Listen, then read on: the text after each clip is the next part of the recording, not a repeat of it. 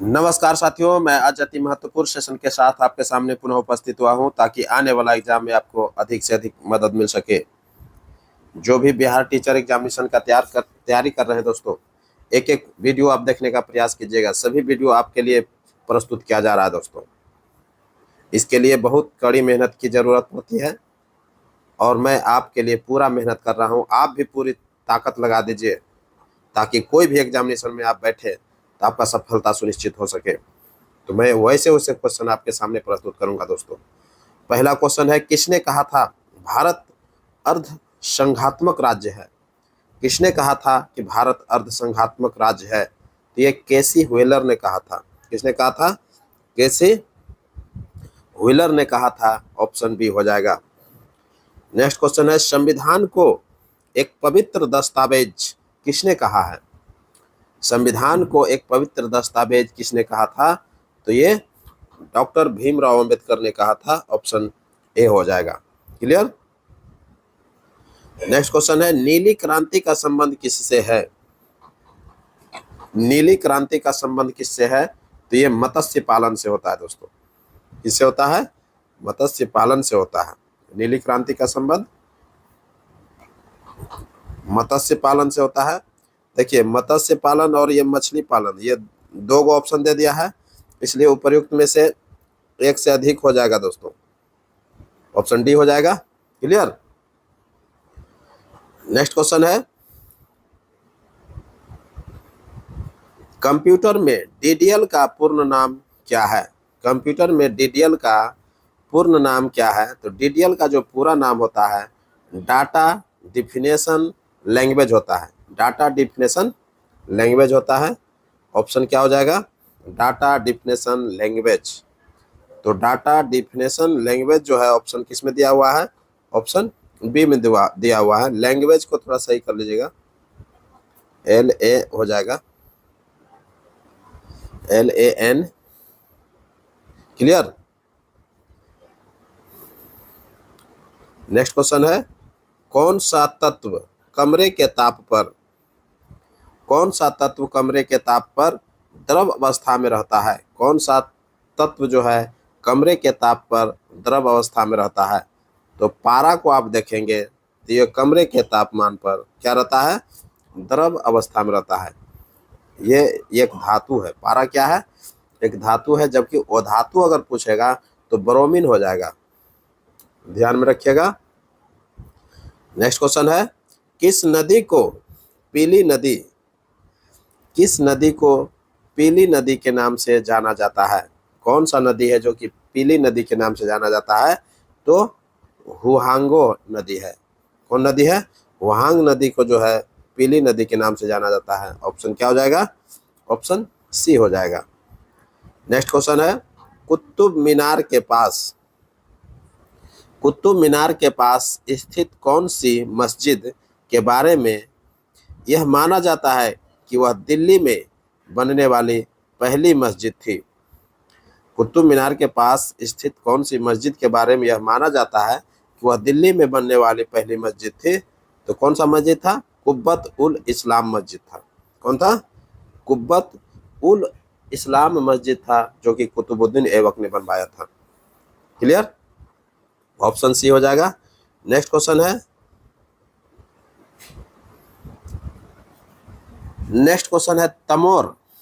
तमोर पिंगला वन्य जीव अभ्यारण्य कहाँ है? तमोर पिंगला वन्य जीव अभ्यारण्य कहाँ है? तो ये छत्तीसगढ़ में है दोस्तों। कहाँ पर है? छत्तीसगढ़ में होगा। Option A. नेक्स्ट क्वेश्चन है, कौन सा सत्याग्रह डॉक्टर भीमराव अंबेडकर के नेतृत्व में 20 मार्च 1927 ईस्वी को किया गया था? कौन सा सत्याग्रह डॉक्टर भीमराव अंबेडकर की नेतृत्व में 20 मार्च 1927 को किया गया था? तो महाड़ सत्याग्रह था। वो कौन सा था? महाड़ सत्याग्रह था। तो ऑप्शन क्या हो जाएगा? ऑप्शन सी हो जाएगा, महाड़ सत्याग्रह। क्लियर। नेक्स्ट क्वेश्चन है, द्वितीय गोलमेज सम्मेलन होने के बाद कौन से जहाज से महात्मा गांधी भारत वापस लौटे थे। द्वितीय गोलमेज जब सम्मेलन समाप्त हुआ था, द्वितीय गोलमेज सम्मेलन कब हुआ था? 1930 ईस्वी में, ध्यान में रखिएगा। सॉरी, 1930 ईस्वी में पहला हुआ था, 1931 ईस्वी में दूसरा हुआ था और 1932 ईस्वी में तीसरा हुआ था। तो 30, 31 और 32 ये 3 सम्मेलन हुआ, गोलमेज सम्मेलन, जो कि तीनों जो हुआ लंदन में हुआ था। ध्यान में रखिएगा, तीनों गोलमेज सम्मेलन कहाँ हुआ? लंदन में हुआ।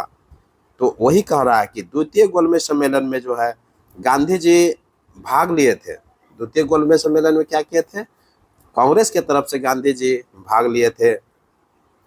तो कहता है कि जब लंदन से वापस भारत आए थे तो कौन सा जहाज से वापस लौटे थे? तो बेसंटियाना से किए लौटे थे। किससे किए थे?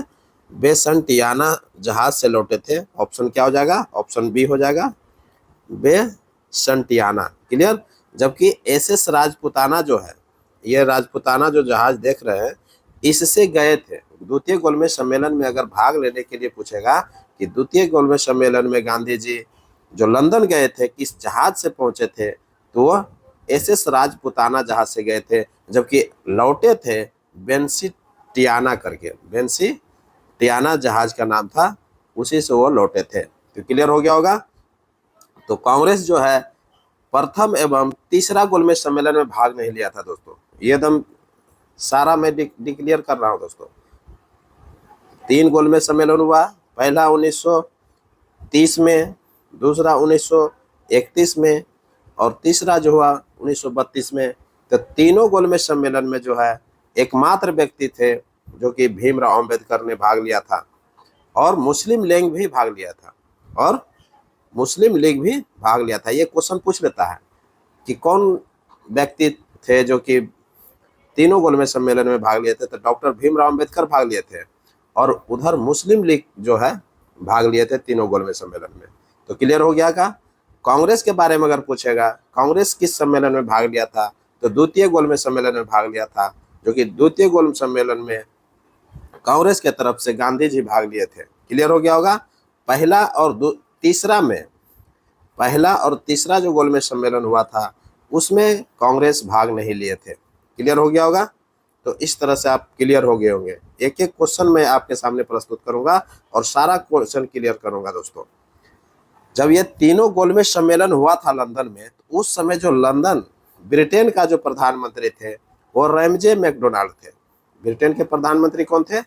रैमजे मैकडोनाल्ड थे। क्लियर? तो इस तरह से आप क्लियर रखिएगा। एक एक क्वेश्चन आपके सामने क्लियर हो गया है। जो भी क्वेश्चन एग्जामिनेशन में आएगा आप उसे टिक कर सकते हैं। नेक्स्ट क्वेश्चन है, किस सरकार ने काकोरी कांड का नाम बदलकर काकोरी ट्रेन एक्शन डे कर दिया है दोस्तों? तो किस सरकार ने काकोरी कांड का नाम बदल करके क्या कर दिया है? काकोरी ट्रेन एक्शन डे कर दिया है। तो ये उत्तर प्रदेश किया है। कौन सरकार किया है? उत्तर प्रदेश सरकार किया है। ऑप्शन ए हो जाएगा। क्लियर? नेक्स्ट क्वेश्चन है, नमक सत्याग्रह के दौरान बिहार के लोगों ने नमक बनाने के साथ साथ किस कर का विरोध कर रहे थे?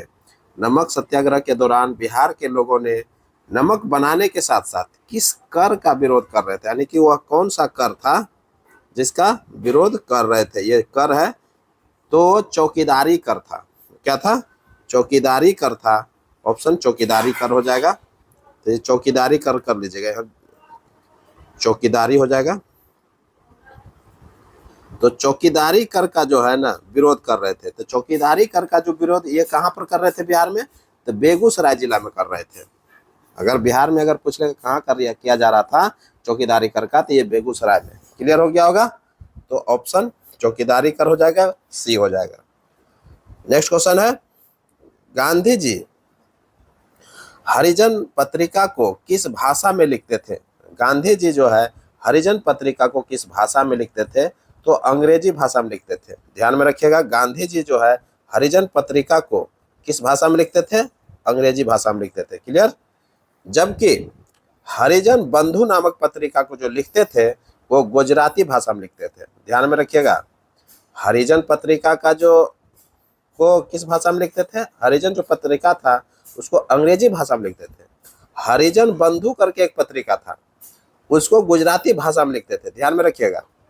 और एक हरिजन सेवक पत्रिका नाम था, उसको जो है हिंदी में लिखते थे। तो क्लियर हो गया होगा। ये 3 प्रकार के जो है हरिजन से संबंधित पत्रिका निकालते थे। एक हरिजन पत्रिका जो कि अंग्रेजी भाषा में प्रकाशित होता था, एक हरिजन बंधु जो कि गुजराती भाषा में प्रकाशित होता था, और एक हरिजन सेवक जो कि हिंदी भाषा में प्रकाशित होता था। तो क्लियर हो गया होगा। ये तीनों बातें हम रख दिए हैं। कोई भी क्वेश्चन आपके सामने, आप एलिमिनेट करके आंसर मारिएगा। तो हरिजन पत्रिका को किस भाषा में लिखते थे? अंग्रेजी भाषा में। हरिजन बंधु पत्रिका को किस भाषा में लिखते थे? तो गुजराती भाषा में। और हरिजन सेवक पत्रिका को किस भाषा में लिखते थे? हिंदी भाषा में। क्लियर हो गया होगा। नेक्स्ट क्वेश्चन बढ़ते हैं। स्वामी विवेकानंद ने शिकागो में विश्व धर्म सम्मेलन को कब संबोधित किया था? स्वामी विवेकानंद जो है शिकागो में जो विश्व धर्म सम्मेलन हुआ था, तो कहते हैं कि किस वर्ष विश्व धर्म सम्मेलन को संबोधित किया था? तो 1893 में किया था। कब किया था? 1893 में किया था।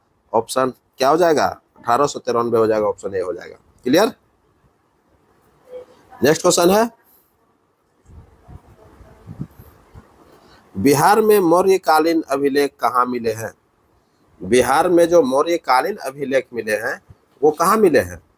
मौर्यकालीन अभिलेख की चर्चा कर रहा है और बिहार की चर्चा कर रहा है। खास करके बहुत इंपॉर्टेंट हो जाता है आप बिहार स्टेट का जब आप तैयारी करते हैं। तो बिहार में मौर्यकालीन अभिलेख कहाँ मिले हैं? तो बिहार में जो मौर्यकालीन अभिलेख मिले हैं वो लौरिया, अरेराज, चंपारण से मिले हैं। ये बिल्कुल सत्य है। लौरिया, नंदनगढ़, चंपारण से मिले हैं। ये भी सत्य है।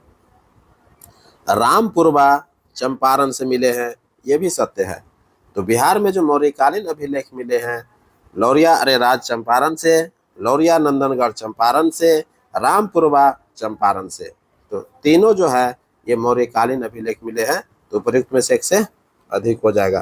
क्लियर। नेक्स्ट क्वेश्चन है, बिहार में बड़े पैमाने पर उत्खनन कार्य करने वाले तथा कई प्राचीन स्थलों की खोज करने वाले पुरातत्ववेत्ता का नाम क्या है? बिहार में बड़े पैमाने पर उत्खनन कार्य करवाने वाले तथा कई प्राचीन स्थलों की खोज करवाने वाले पुरातत्ववेत्ता का नाम क्या है? तो कनिंघम है। उसका नाम क्या है? कनिंघम है। ऑप्शन सी हो जाएगा। नेक्स्ट क्वेश्चन है, पुरातत्ववेत्ता कनिंघम ने बिहार में किस किस स्थान की खोज की है? देखिए, कनिंघम अभी जस्ट हम बता रहे थे कि बिहार में जो भी बड़े पैमाने पर उत्खनन कार्य हुआ है वो कनिंघम के नेतृत्व में हुआ है। तो ही कहता है कि कनिंघम जो थे बिहार में किस किस स्थान पर खोज किए हैं। तो एक एक करके हम लोग क्वेश्चन में देखते हैं आंसर। केसरिया स्तूप, चंपारण। ये केसरिया स्तूप चंपारण जो है ये बिल्कुल सत्य है। केसरिया स्तूप चंपारण का जो उत्खनन कार्य किए हैं वो कनिंघम ने किए थे। क्लियर है। दूसरा है लौरिया अरेराज का अशोक स्तंभ। लौरिया अरेराज का अशोक स्तंभ ये भी जो है कनिंघम से संबंधित है। क्लियर। तीसरा है बसाड़ के अवशेषों के आधार पर वैशाली के प्राचीनतम स्थल, ये भी जो है कनिंघम से संबंधित है दोस्तों। तो ये तीनों जो खोज जो किया है वो पुरातत्ववेत्ता कनिंघम ने ही खोज किया है। तो उपयुक्त में से क्या हो जाएगा? एक से अधिक हो जाएगा। क्लियर। यही सब क्वेश्चन जो है एग्जामिनेशन में जब आ जाता है तो आप केसरिया स्तूप मार के आते हैं या तो लौरिया अरेराज मार के आते हैं और आपका क्वेश्चन आंसर गलत हो जाता है। क्लियर। जबकि ये तीनों जो है स्तूप का जो कनिंघम ये जो स्थान का खोज किया है वो तीनों कनिंघम ने किया है। क्लियर।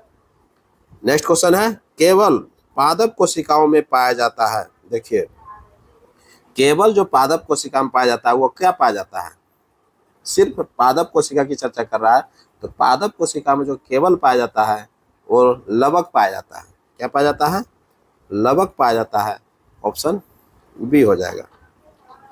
नेक्स्ट क्वेश्चन है, किस युद्ध ने किस युद्ध ने भारत में ब्रिटिश उपनिवेशवाद की नींव रखी थी? देखिए बहुत इंपॉर्टेंट क्वेश्चन। किस युद्ध ने भारत में ब्रिटिश उपनिवेशवाद की नींव रखी? तो वह प्लासी का युद्ध 1757 की घटना थी दोस्तों। प्लासी का युद्ध 1757 की घटना थी, जो कि ब्रिटिश उपनिवेशवाद की नींव भारत में रखी गई थी। क्लियर हो गया होगा। और बक्सर की जब लड़ाई हुआ 1764 ईस्वी में, तो ब्रिटिश का जो है पूरा आधिपत्य जो है भारत में माना जाता है। क्लियर। तो पूरा आधिपत्य जो भारत में हो गया था वो बक्सर के युद्ध में हो गया था 1764 ईस्वी में। और उपनिवेशवाद का जो नींव रखा गया था वो प्लासी का युद्ध हुआ था 1757 में। क्लियर। तो इस तरह से आप डिक्लेयर रखिएगा। नेक्स्ट क्वेश्चन है बारदो छम। बारदो छम कहाँ का लोक नृत्य है? बारदो छम जो है लोक नृत्य है, ये अरुणाचल प्रदेश का है। बारदो छम कहाँ का लोक नृत्य है? अरुणाचल प्रदेश का है। ऑप्शन ए हो जाएगा। नेक्स्ट क्वेश्चन है किस शहर में क्षिप्रा नदी के घाट पर कुंभ मेले का आयोजन किया जाता है? किस शहर में क्षिप्रा नदी के घाट पर कुंभ मेले का आयोजन किया जाता है? तो उज्जैन होता है। कहाँ पर किया जाता है? किस शहर में क्षिप्रा नदी के घाट पर कुंभ मेले का आयोजन किया जाता है? तो उज्जैन में किया जाता है। देखिए कुंभ मेला जो लगता है ये प्रत्येक जो लगता है 3 वर्ष के अंतराल पर लगता है, ये ध्यान रखिएगा। और एक जगह पर आने में 12 वर्ष लगता है। क्यों? क्योंकि कुंभ मेला का जो आयोजन होता है वो 4 जगहों पर होता है भारत में। क्लियर। कहाँ कहाँ होता है? हरिद्वार में होता है, नासिक में होता है, उज्जैन में होता है और प्रयागराज में होता है। ये 4 जगहों पर जो है भारत में कुंभ मेले का आयोजन होता है। क्लियर। तो एक जगह पर आने में कुंभ मेला जो है 12 वर्ष लगता है। अगर प्रयागराज में कुंभ मेला का आयोजन अगर 2024 में अगर करता है तो 12 साल उसमें जोड़ दीजिए तो 36 में जो है पुनः लगेगा। क्लियर। और प्रत्येक 3 साल में जो है कुंभ मेला का आयोजन होता है।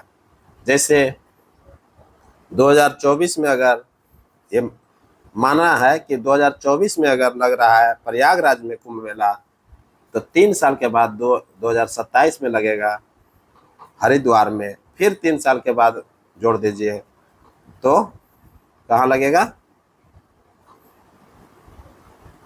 तो लग जाएगा आपका ये नासिक में लग गया। फिर 3 साल के बाद अगर जोड़िएगा तो उज्जैन में लग गया। फिर 3 साल के बाद आके 12वां साल जो है फिर प्रयागराज में लगेगा। तो इस तरह से आप जोड़िएगा तो प्रत्येक 3 साल के बाद जो है कुंभ मेला का आयोजन होता है। और 4 जगहों पर कुंभ मेला का आयोजन होता है, हरिद्वार, नासिक, उज्जैन और Prayagraj. Clear. Haridwar clear, Nashik clear, Ujjain clear और प्रयागराज, ये 3 जगहों पर लगता है, ये 4 जगहों पर लगता है। क्लियर हो गया होगा। तो कुंभ मेला का आयोजन प्रत्येक 3 साल पर लगता है और एक जगह पर लौटने में उसको 12 साल लगता है। क्लियर। नेक्स्ट क्वेश्चन, निम्न में से कौन सा कथन सत्य है? निम्न में से जो कथन है सत्य है, एक एक करके हम लोग चर्चा करेंगे। पहला है आर्य महिला सभा की स्थापना रमाबाई ने की थी। आर्य महिला सभा की स्थापना जो है रमाबाई ने की थी, बिल्कुल सत्य है। दूसरा है गोपाल कृष्ण गोखले के आध्यात्मिक एवं राजनीतिक गुरु एमजी रानाडे थे, बिल्कुल सत्य है। गोपाल कृष्ण गोखले का जो गुरु थे आध्यात्मिक एवं राजनीतिक गुरु वो एमजी रानाडे थे। क्लियर। जबकि महात्मा गांधी के जो आध्यात्मिक गुरु थे, राजनीतिक गुरु थे, वो गोपाल कृष्ण गोखले थे, ये ध्यान रखिएगा, ये तीनों रिलेटेड है। तीसरा ऑप्शन है तत्वबोधिनी सभा का स्थापना देवेंद्र नाथ ठाकुर ने किया था।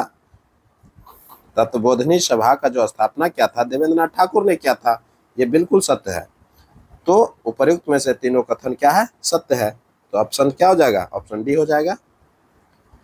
नेक्स्ट क्वेश्चन है कृषि की देखभाल के लिए दीवान ए अमीर कोही की स्थापना किसने किया था? कृषि की देखभाल के लिए दीवान ए अमीर कोही की स्थापना मोहम्मद बिन तुगलक ने किया था। किसने किया था? मोहम्मद बिन तुगलक ने किया था। ऑप्शन क्या हो जाएगा? ऑप्शन ए हो जाएगा। क्लियर? कृषि में सुधार के लिए, कृषि की देखभाल के लिए मोहम्मद बिन तुगलक ने एक अलग विभाग बनाया था जिसको दीवान ए अमीर कोही कहा गया। क्लियर? नेक्स्ट क्वेश्चन है 1657 में किस मुगल राजकुमार ने उपनिषदों का फारसी में अनुवाद किया था? दोस्तों देखिए बहुत इंपॉर्टेंट क्वेश्चन आ गया। कह रहा है कि 1657 में किस मुगल राजकुमार ने उपनिषदों का फारसी में अनुवाद किया था? देखिए फारसी में उपनिषदों को का जो अनुवाद किया था वो बहुत बड़ा विद्वान था जिनको दारा सिको के नाम से जाना गया है। कौन थे? दारा सिको, जो कि उपनिषद का जो है फारसी में अनुवाद किया था। क्लियर? तो ऑप्शन सी हो जाएगा। नेक्स्ट क्वेश्चन है निम्न में से कौन सा कथन असत्य है? एक एक करके कथन हम लोग देखेंगे। पहला कथन है, और सभी कथन पर हम लोग डिस्कस भी करेंगे। बिहार के पटना में, पहला है बिहार के पटना में पत्थर की मस्जिद परवेज शाह ने बनवाया। देखिए परवेज शाह है, ये परवेज शाह है, परवेज शाह ने बनवाया, ये बिल्कुल सत्य है। क्लियर? बिहार के पटना में पत्थर की मस्जिद जो बनवाया है वो परवेज शाह ने बनवाया है, बिल्कुल सत्य है। दूसरा है प्लासी के युद्ध के समय मुगल सम्राट आलमगीर द्वितीय था, बिल्कुल सत्य है। प्लासी का जब युद्ध हुआ था अंग्रेजों एवं सिराजुद्दौला के मध्य लड़ा गया था।